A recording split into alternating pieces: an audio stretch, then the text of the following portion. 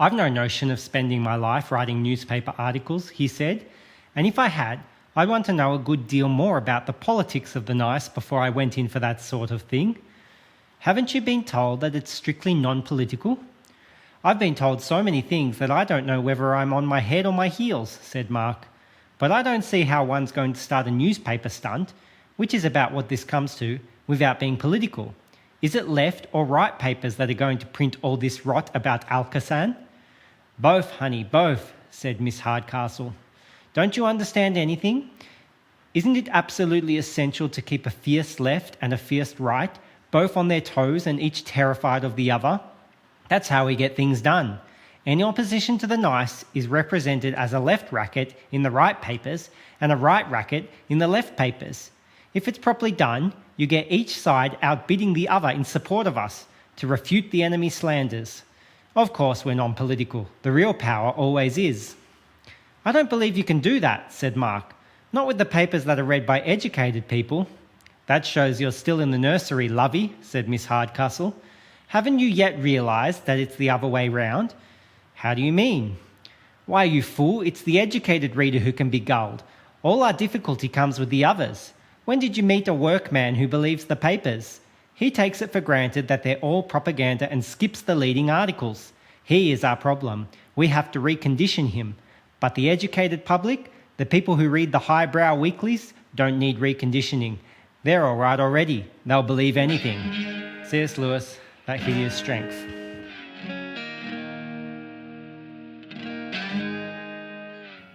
In this piece, Mark, who has been tasked with writing media articles to try and manipulate society into accepting the overbearing powers of the nice, talks with the fairy, the head of the nice police, on how exactly to do that. The fairy points out two things here. The first being that the intentions of the nice is power, and not caring for any particular side of politics, but rather stirring up fear between the two sides to manipulate society is how they gain that power. Second is the observation that it is the educated who are the easiest to fool.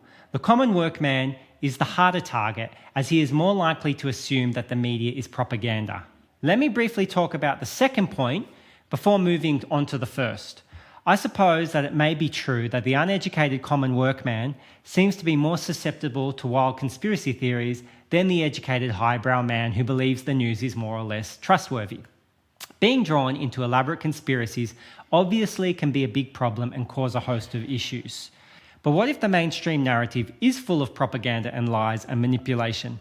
Then the common uneducated man may actually be closer to the truth than the one who is educated and says he doesn't follow those rubbish conspiracy theories. I'm of the opinion that at this point in time, believing that the media is not lying to us seems equally absurd as some of the extreme conspiracy theories floating around. Or at least that's just my opinion, take it or leave it. But on to the first point. How striking that in That Hideous Strength, Lewis writes about how the media's role is to stir up division among the people.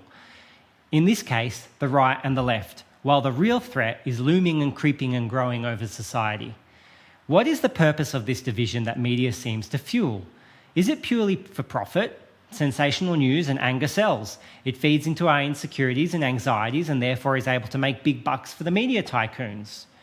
Or is there something else going on? Does the division help distract? Keep the people divided and at each other's throats, and they will not be able to see who the real enemy is. Certainly, during our times, the media has stoked the division between the right and the left, and perhaps in relation to our current COVID situation, battle lines drawn along left wing and right wing have been more prevalent in places like the States. But are these the only divisions that we are seeing? In my country, fanning the flames of division seems to be stoked among those who value liberty over those who value safety. Some will shake their fists and say it's those people who are not following the rules keeping us in lockdown. Others will say if only more people didn't comply, we would be out of this mess sooner than later. It's those international arrivals bringing in diseases and keeping us in lockdown has shifted to it's those people who refuse to be vaccinated keeping us in lockdown. Our usual warring tribes have all been shaken up. I find it interesting how previous groups at odds with each other seem to have more in common now than they used to. Just look at an anti-lockdown protest and see conservative religious folk, alternative hippies, men's rights activists, women's rights activists, environmental and Indigenous rights activists, hardline Aussie patriots, right-wing and left-wing. the different groups banding together cut across the usual boundary lines. And though it has been encouraging to see different groups putting aside differences to join a common cause, at the same time, divisions still remain and new boundary lines are drawn. All the groups I previously mentioned are just as likely to have adherents on the other side of the COVID lockdown debate, shaking their fists at former brothers and sisters in their previous groups. All this COVID business has just drawn more lines through relationships, and media reporting seems to have happily contributed to this. What do all these squabbles distract us from? Are our powers that be quite happy to allow these different warring factions to go at each other, making each other the enemy so we would not all look to those leading us and start asking them the hard questions? And is it just our human leaders who are stoking these conflicts? Is there a spiritual aspect to this? Is there something much darker, like in Lewis's That Hideous Strength, that is pulling the strings here and loves nothing more than a people divided?